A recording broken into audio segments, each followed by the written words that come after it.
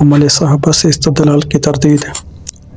عمل صحابہ حجت نہیں ہے اور نہ ہی وہ کتاب و سنت کی طرح سے اسلامی شریعت کا سرچشمہ ہے، جبکہ رسول خدا کا قول و فعل دین میں حجت ہے، اور اللہ تعالیٰ نے آپ کے لیے فرمایا،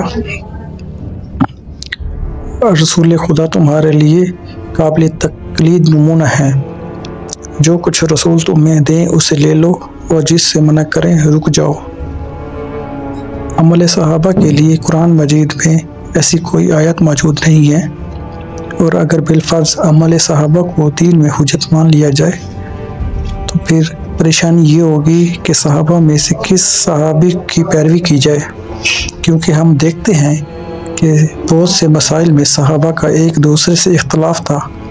مثلاً وفات پیغمبر کے دن رسول خدا صلی اللہ علیہ وسلم کے چچا نے حضرت علی سے کہا تھا کہ آپ ہاتھ بڑھائیں، میں آپ کی بیعت کرتا ہوں۔ اسی دن حضرت عمر نے ثقیفہ بنی سعدہ میں حضرت ابو بکر کی بیعت کی تھی۔